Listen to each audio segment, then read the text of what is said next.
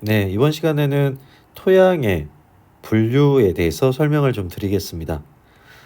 토양의 분류구는 이 목 단위로 12개의 목으로 분류하는 것이 가장 기본적으로 분류되는 거죠. 그죠? 그래서 우리가 그 생명체도, 생물도 분류할 때 종속, 과목, 강문계라고 해서 분류 기준이 있듯이 토양에서도 토양목으로 기준을 잡고 있다라고 생각을 하시면 되고요.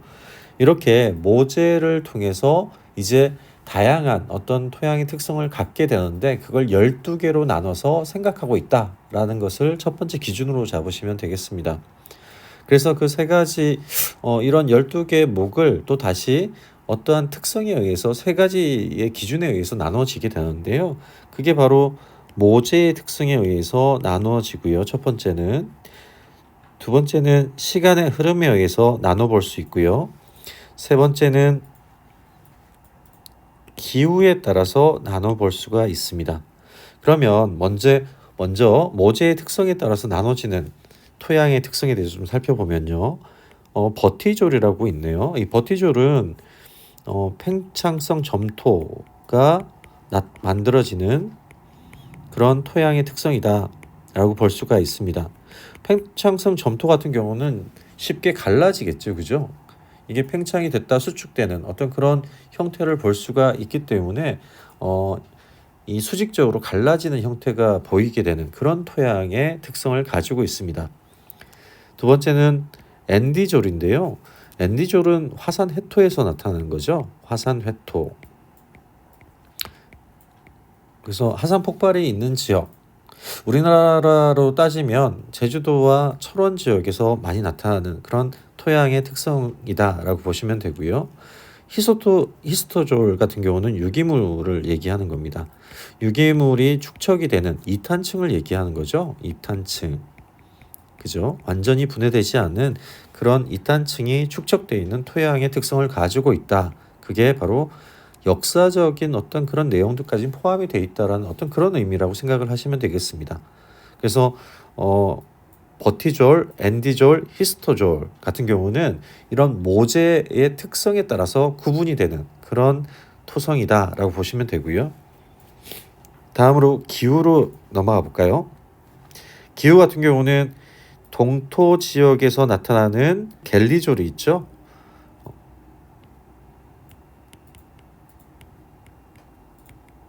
그래서 이 겔이라고 얘기하는 것은 어느 정도 굳어 있는, 뭉쳐 있는 그런 얼어 있는 특성을 보이는 게 겔이라고 하면요. 그런 특성을 나타내는 게 갤리졸이다라고 보시면 되고요.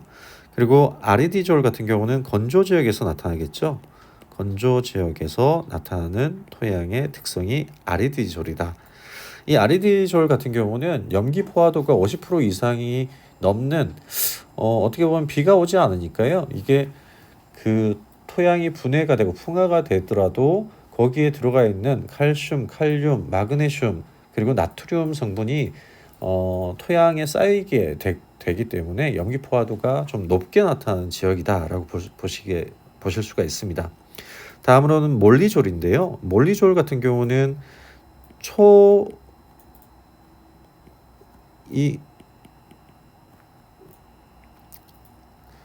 초본류에 의해서 나타나는 초원 지역에서 나타나는 토양의 특성이다라고 보실 수가 있습니다.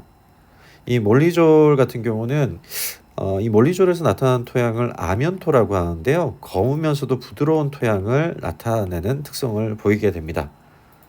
이렇게 모재와 기후에 대해서 설명을 드렸고요. 그리고 가장 지금 중간에 있는 긴 시간의 순서에 따라서 풍화의 정도가 달라지고 거기에 따라서 나타나는 토양의 특성이 또 달라지겠죠. 거기에 따른 분류를 보시면요. 엔티졸은 엔티 시작된다는 뜻이겠죠. 그죠? 그래서 미숙토를 얘기합니다. 아직 풍화가 많이 되지 않은 초기 단계에 있는 토양이 엔티졸이다라고 보시면 되고요. 인셉티졸 같은 경우는 반숙토라고 얘기할 수가 있겠죠. 반숙토. 그래서 인셉트, 그죠? 중간에 인셉한다라는 어떤 그런 의미, 반숙의 의미를 가지고 있다라고 생각을 하시면 되고요. 다음으로 반숙했으니까 이제 완숙으로 넘어가야 되겠죠. 그래서 울피졸 같은 경우는 활엽수 지역에서 나타나는 토양의 특성이고요. 그리고 스포도졸 같은 경우는 침엽수에서 나타나는 토양의 특성이다. 침엽수 지역 중에서도 한랭 다습한 지역, 한랭 습한 지역에서 나타나는 포도졸화, 그죠? 포도졸화 되는 토양의 특성이다. 2층이 발달하는 거죠. 2층이 발달한 구조가 바로 침엽수에 나타나는 포도졸화되는 스포도졸이다라고 생각을 하시면 되겠습니다. 이 활엽수 같은 경우는 우리가 여기를 완숙토라고 얘기하고요. 그리고 울티졸을 바로 과숙토라고 얘기합니다. 울티, 그죠? 그래서 과숙토라고 얘기하고요. 그리고 완전히 분해돼서 더 이상 분해되기가 또 어려운, 너무 과하게 분해된 것을 과숙토라고 하죠. 그래서 과숙토. 그래서 옥시라고 얘기하는 산화된, 어떤 강력하게 산화된 어떤 특징을 보이는 토양이다라고 보실 수가 있습니다. 이 과숙토 같은 경우는 열대지방에서 많이 발생을 하죠. 열대지방 같은 경우는 분해 속도가 매우 빠르기 때문에 이 과숙토가 나타나는 경우가 많습니다. 그렇다고 그러면 우리나라 토양의 특성은 어디까지 나타날까요? 바로 엔티졸, 그리고 인셉티졸, 그리고 울피졸, 그리고 울티졸을 조금 내포하고 있지만 거의 없고요. 그래서 초기 단계에 있는 이 엔티졸에서부터 울피졸까지 많이 나타난다라고 보시면 되겠습니다.